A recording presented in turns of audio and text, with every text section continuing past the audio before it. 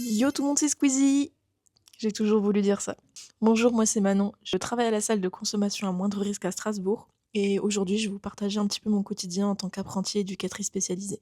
Attends un peu. C'est ce que dit le hamster en japonais, mais il parle pas. Et là, vous allez me dire, c'est quoi une salle de consommation à moindre risque? Et c'est quoi être éducateur spécialisé? Je vais tout vous expliquer. La salle de consommation à moindre risque est un dispositif qui accueille des usagers de drogue majeurs pour qu'ils puissent consommer de manière sécurisée. De manière plus globale, les personnes que l'on rencontre sont ici pour prendre soin d'elles et de leur santé. Et ce travail, il est possible grâce à un accompagnement médico-social. Cet accompagnement, il est possible grâce au fait qu'on soit une équipe diversifiée, infirmières, médecins, psychiatres, psychologues, mais surtout les meilleurs, les éducateurs spécialisés.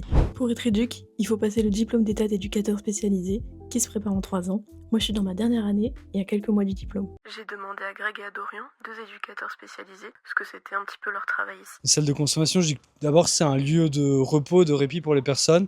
Notre mission, du coup, c'est de les accueillir. Un accueil inconditionnel, sans jugement, ici et maintenant. Ça permet de créer du lien. Et en fait, le gros du taf, c'est de créer du lien avec les personnes. C'est un préalable à tout ce qui va venir par la suite. Aussi offrir un champ des possibles, et après c'est la personne, si elle souhaite se saisir des choses qu'on propose, elle le fait, sinon bon, sinon à un autre moment. De manière concrète, le taf d'un éduc ici, ça va être par exemple sur des espaces d'accueil, comme c'est un accueil collectif, d'animer le collectif avec différents outils, différents médias. Et puis il y a tout ce qui est lié à la réduction des risques et du coup aux consommations de drogue, ce qui est assez spécifique. Après, la chance qu'on a aussi, c'est que du coup, on a un espace extérieur qui est assez beau. Enfin, tous les ans, on fait un potager avec les personnes. Donc là, c'était à la demande de personnes ce week-end. On a pu faire des semis. Enfin, voilà, on peut faire plein de choses chouettes en dehors des missions principales. C'est joli, hein. Les bons légumes qu'on va planter et récolter et cuisiner et manger.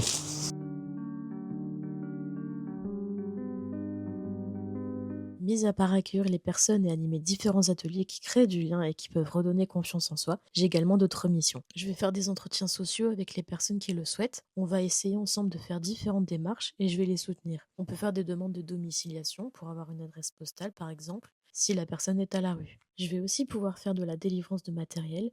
Les personnes viennent avec différentes demandes et je vais pouvoir parler avec elles de leur consommation. Je peux leur donner des conseils si elles le souhaitent et si elles en ont envie et en ont besoin, je peux les orienter vers un médecin ou un psychologue par exemple. Je vais aussi m'occuper du réassort de matériel et nettoyer les différents espaces. C'est un peu moins stylé, mais je rigole beaucoup et ça se voit. Aucune journée ne se ressemble, mais c'est bien quelque chose que je retrouve tous les jours. C'est mon lit après une longue journée.